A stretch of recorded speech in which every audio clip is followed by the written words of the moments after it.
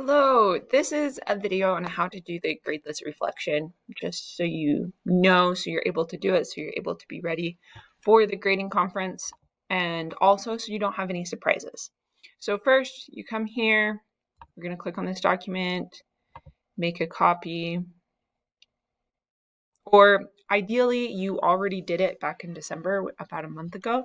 So if you've already done it, then go pull up the one you've already done, come here to Canvas to the assignment, and then you should be able to click on the submission grade over here and see the feedback. You can also see the feedback by going to grades, or you can see the feedback by just clicking on home, and then it's over here on the right hand side. So go find my feedback and see what I said. Okay, so you have this document right here. You put an assignment that you feel like meets this objective. It's also to your benefit to pull up this document and look at the bullet points, because again, meeting the bullet points would be a B and exceeding them would be the A. So you look at this and, like, for example, my reading journal. In my reading journal, do I apply the reading skills taught this year, answering the anchor questions and using quotes and page number? Yes. I can connect my inferences about the text to more than one theme in the text. Yes, I do talk about more than one theme in my reading journal. And then in my essay, I can analyze how one theme develops over the course of the text. Yes. So I'd come back over here, put reading journal, literary analysis, essay, and then I'd put any feedback I've received from other people. So, like, for example, Ms. Hermanson reminded me to look for themes in my reading journal. And then for my essay,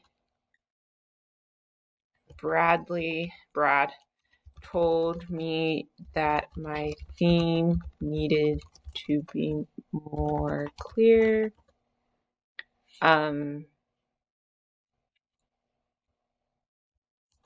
He also told me I had good evidence, and I explained the context for my evidence well.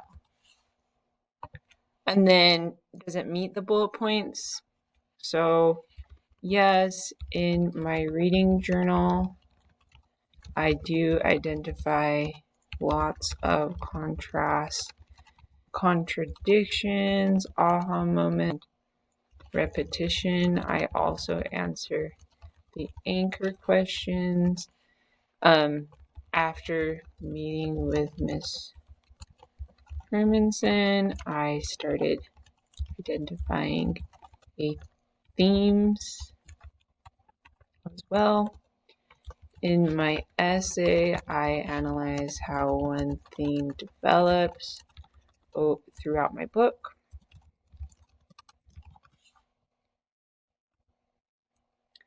And then to get an A, which I'm going to try to go for, because right now my explanation would be a B. So in interests of going for that A, I would want to explain how I've gone above and beyond.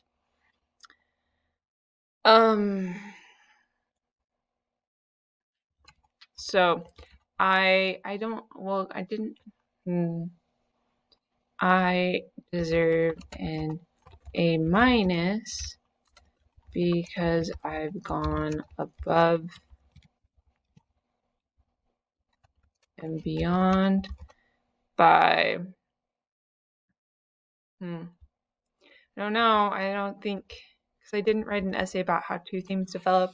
I guess maybe if I could talk about how a theme develops in a different book, I could get an A, but I haven't done that. So we're gonna go, I would give myself a B plus because I can talk about themes in other books, but I can't talk about how they develop. Something like that. And then you'd move down. And then if you're here at the B plus and you want to get the A, then you'd know that maybe you should write an essay about how two themes develop, or you could just be prepared to talk about how a second theme develops in your book, or be able to show me, probably write a second essay, something like that. Okay, so there's that. I am happy to Zoom with anybody if you have any questions.